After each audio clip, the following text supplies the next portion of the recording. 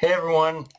Okay, so there's a lot to talk about, and right out of the gate, we do got to address the elephant in the room with this episode, which is that Lilith brings out the box with a clone of Stella Vegapunk in it, indicating the idea that the good doctor might be coming back in some way. And honestly, when I first saw this, I hated the idea outright. His death and final message were so consequential to the world of One Piece that it felt like it was like bringing it back. Felt just the idea itself of bringing it back felt like pouring cold water over the emotional impact of his death. And unfortunately, my opinion on this scene hasn't really changed all that much, unfortunately, but there is a small caveat, which is to say it does the more I think about it, the more it does make sense from a character perspective, and Vegapunk being the smartest man alive, that he would have contingency plans in case of his death. It's just from a narrative perspective is where I start taking issue with it. And honestly, this is the only time I think I've ever had a problem with the idea of Oda bringing a character back, even if it's a clone and not the original body. It's still something about it just feels like something that shouldn't happen. But again, from a character perspective, it still makes sense for Vegapunk to have that kind of contingency plan.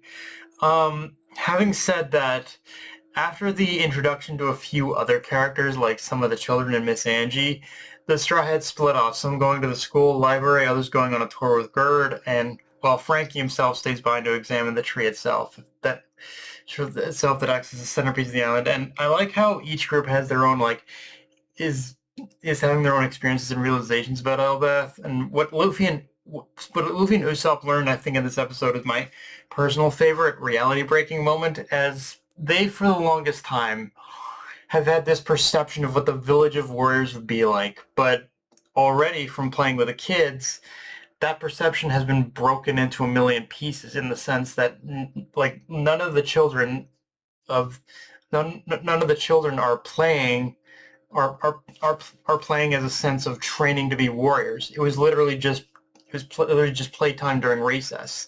Like Elbaph isn't the land of warriors in the way that Usopp envisioned. It is decidedly living through a much more peaceful era, which, given what we've seen of how giants have been treated throughout the story, it's not hard to imagine Elbaf going this road. And I really need to stress this point. I love how this has already forced Usopp to rethink his perceptions of what he envisioned the culture of Elbaf to be like versus what it actually is. And when getting introduced to her, Ripley says it best: times have changed. And she's not wrong, but as we'll soon come to see throughout the rest of this arc, that perception of Elbaf isn't just limited to the Straw Hats. It's a perception that in the greater, wider world hasn't really changed either.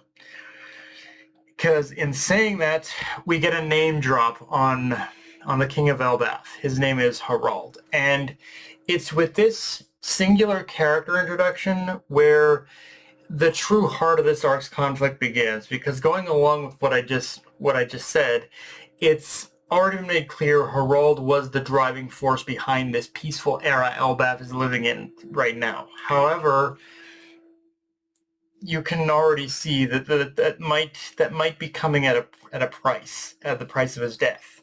Now, this is where things get interesting, because we've now been fed the thread that his own son, meaning Loki, in this instance, is the one who killed him. And all I will say on that is, it's technically true, but if you've been an avid watcher of One Piece at this point, you'll know the golden rule.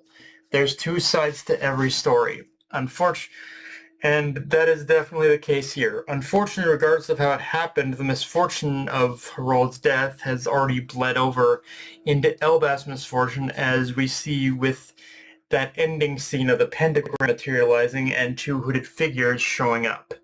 The government is making their move on the island, and there can be only one reason they're here. As I said, Elbaf might have changed, but the receptions of it haven't, especially in the eyes of the government. Like, for them, especially, I think the government just sees them as soldiers to be conscripted into the navy and whatnot. Now, the obvious question is, why does one of them look like Shanks? And all I will say on that is, this is a case of Oda kind of doing a little bit of tweaking slash retconning.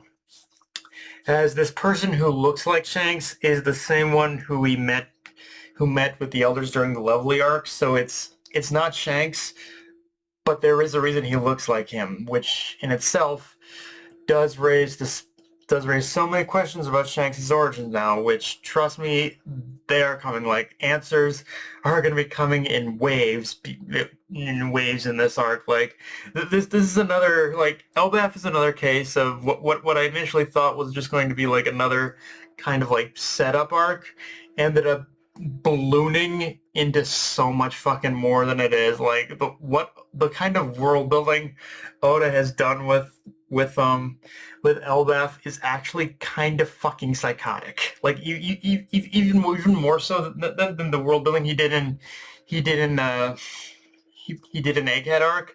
The world building he's done here is just wow. That's all I'm gonna say about it. Wow.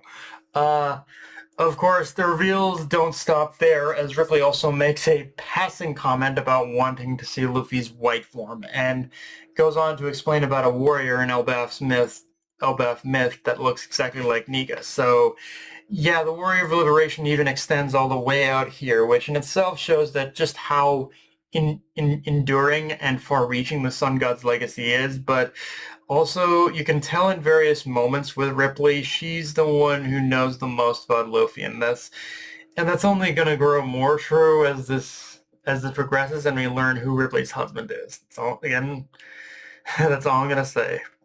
But it is. But for anyone wondering, Ripley is basically is Colin's mother. Yeah, they have the same hair color, so yeah, it's kind of obvious on that one.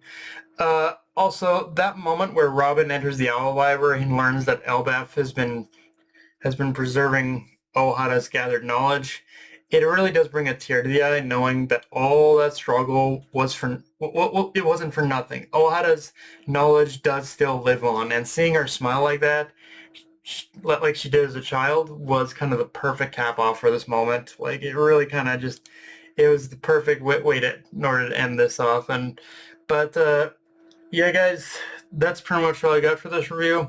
If you enjoyed the video, like, comment, subscribe, follow on Blitzsky, Analyst Crunchyroll, be sure to click the bell, hit the subscribe button, and just share it around, guys. Dark Knight signing off. Later, everyone.